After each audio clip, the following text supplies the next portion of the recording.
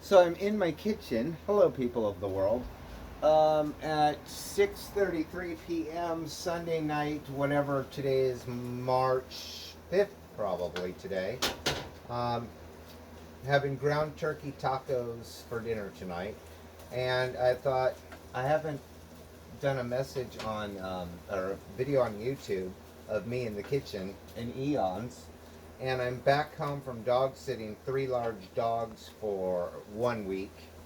One I have to walk alone, and so we do the route because he's so strong, and with the other two I can't control anybody. Then I have to walk the other two. I have to take 2 walks every day, and I love walking. I mean, I'm a walker, so it's perfect.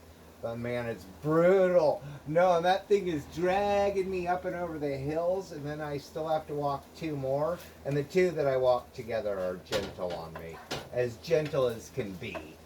But it's nice to be home. And this morning I went across into Tijuana, and as I was crossing over, there are some. Oh, I wanted to add some hot sauce to this. Hold on a second.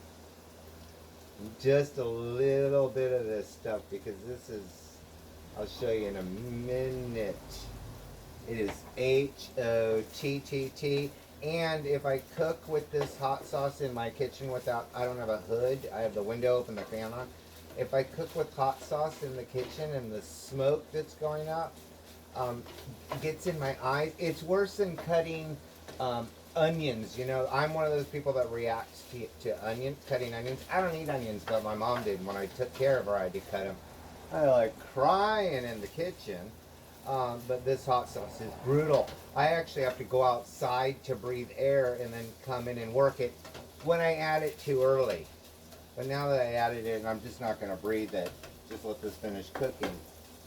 So where was I? I was going into Tijuana, and if you've never crossed the border crossing from California to Tijuana, there are those clankety clankety clank. You know, you push the gate, they're bars, and it's a revolving door thing, but you can only go in and you can't come out. So as I'm going in, some kid is stuck with his bike in the one, and I'm like, how annoying. And I go in the other one, and then I see the kid's alone. So I paused my music, and I said to him, are you stuck in there? And he said, yeah.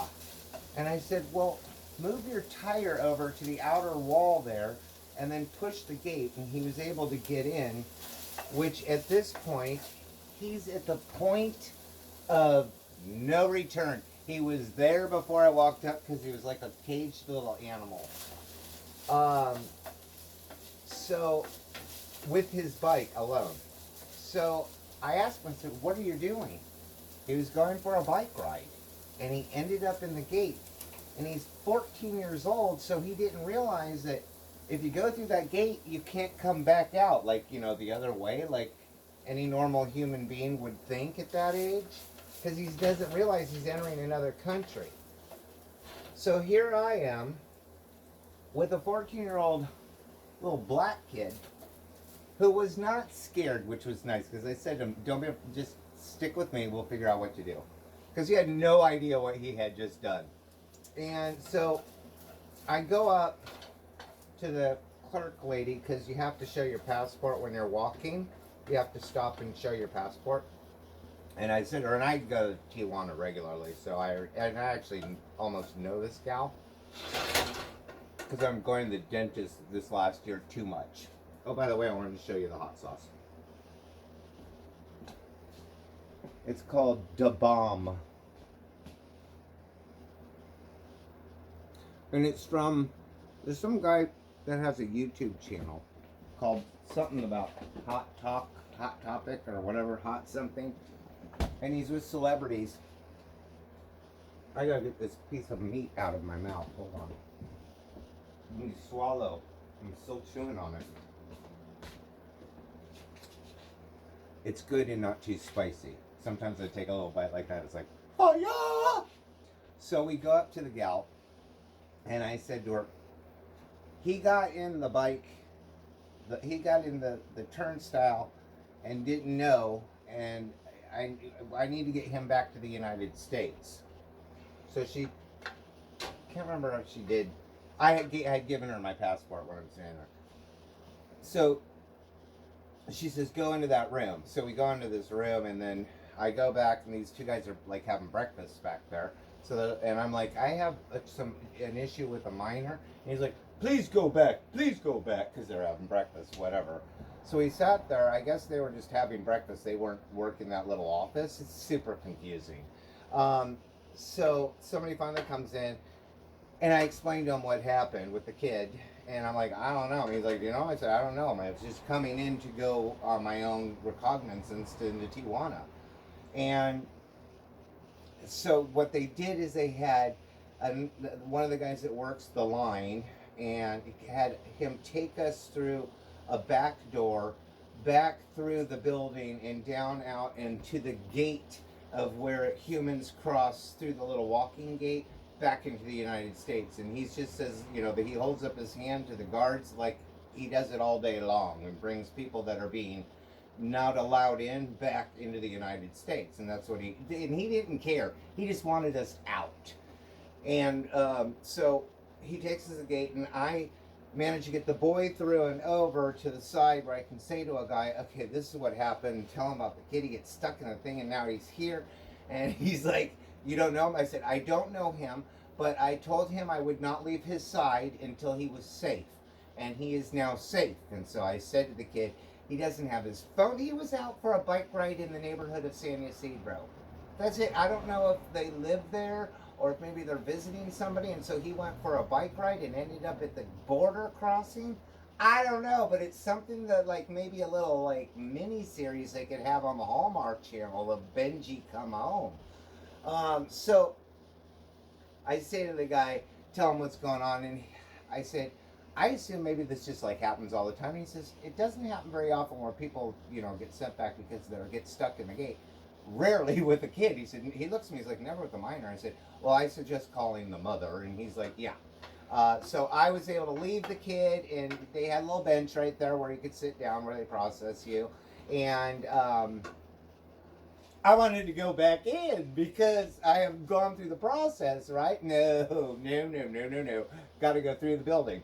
Well, I'm already in the gates, which is it. And then I go through the building, and what's he going to say? Oh, so I wanted to say that I said to the kid before I left him, you are now in the United States. These people speak English, and you are safe. And he totally understood. He was actually, I think the whole thing, I was trying to picture this at 14 years old.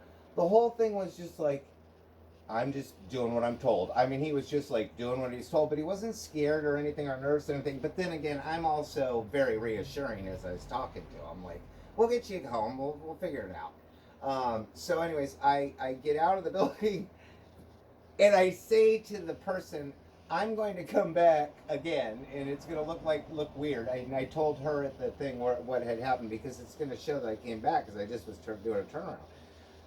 So I have to go back up the walkway, which isn't bad, and I walk. So I go back up the walkway, but I get inside the building, and there's the one lady. But now there's a line of, I don't know, 25 people, which isn't bad, but like the first 10 of them had luggage.